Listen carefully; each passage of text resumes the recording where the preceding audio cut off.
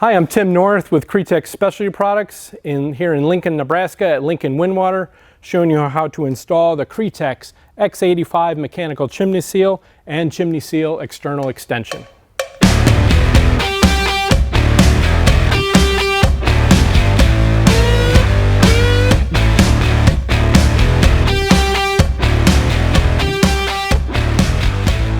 So we have our stack of rings. These are a stack of Pro rings kind of showing the top of a manhole. And this is a lightweight frame. I'm not Superman here, but we're going to use these to kind of demonstrate how to put the chimney seal in.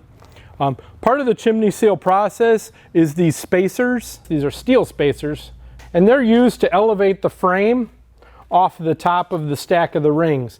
And you're saying, well, why does the frame have to be elevated? Well, it has to be elevated in order for the chimney seal to capture the frame. And so you're going to use these stainless steel spacers, put them down, but then you're going to have to put down mortar down. These spacers are only just to, once you put the mortar down, to stop you from pushing the frame down too far. Okay? You can't just use the spacers alone. On our Pro rings, they'll sink in, or on concrete rings, they'll point load the rings and crack them. Basically, you go ahead and fill this top area with mortar, and obviously if you're setting the manhole, you're going to have to take into account, this is almost a 1/2 inch, it's about 3/8 of an inch. You have to take account into setting your grade, that the top of your grade you're going to have this 3/8 inch bed of mortar with these spacers on it before you put the frame down. So you set the frame, and now with the mortar, you're going to have to actually use your finger and rake out the mortar a little bit just around the edge. Again, that's so that the chimney seal can go inside of there. And because Lincoln uses or allows grade rings to be up to 24 inch in height, we want to show you too how to put a chimney seal extension on. I've got my friend Andy here that's going to help me.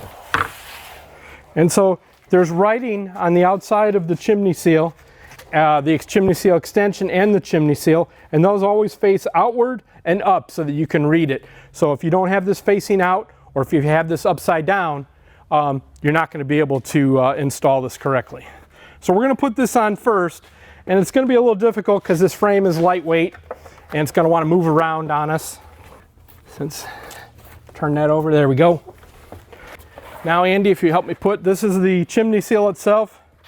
Again, it has writing on the outside. It says the inches, and of course the writing has to be visible and face up.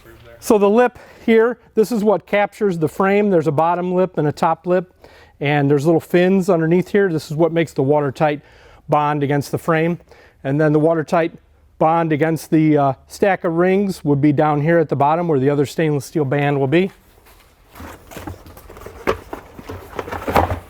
The bottom lip is fitting in the opening that the spacers and the mortar created. So now another step to putting these mechanical chimney seals in is lubricant. This is shipped with the box of chimney seals. And I like to, on external seals, to put the lubricant on the outside. On internal seals, I like to put the lubricant on the bands. So you just put a light coating on here, you're not caking it on. This allows the stainless steel band to move on the rubber, and if you see that white stuff on here, that's the lube, and this seal has been uninstalled and reinstalled. And that's an advantage of a mechanical seal. It can be uninstalled and reinstalled. Okay, now we're ready to put the bands on. The top band is different than the bottom band. The top band has a channel where it has a top lip and a smaller bottom lip that will compress this rubber. The bands are have a worm gear actuator here, or worm gear, I should say, nut drive. This is a 5/16 inch nut. So here I am just screwing this down. I like to hold this like this till I get it screwed down enough where I get my fingers out of the way. And Andy, you check to make sure we're all lined up on top and bottom all the way around. Yep. Okay, now we're going to install the extension. So the chimney seal stays on the inside because the chimney seal has the little fins that are going to be compressed. So the extension goes over, and there's a male part to the extension right here that goes inside this right here.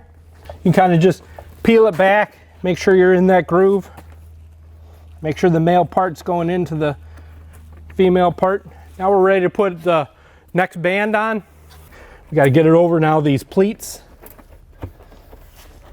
And you do have to come down somewhat evenly, so you don't come down at an angle, you'll get hung up. And then start setting it in the channel.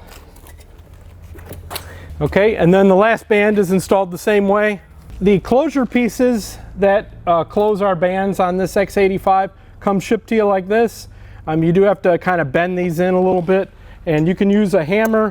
You can also use a pair of vice grips would work, channel locks would work, and so you bend these in, and then they get hooked into these slots here. You can also put it on and then hammer it as well, hammer it on as well. I like to start on the farthest slots and open up the band as far as I can go. So as this is closing, this band here is going to be heading in that direction. You want to make sure that you take a pair of vice grips or a pair of channel locks and close this all the way, so as this band slides, it doesn't catch underneath here, so it goes over it. It doesn't catch it and start to open it up.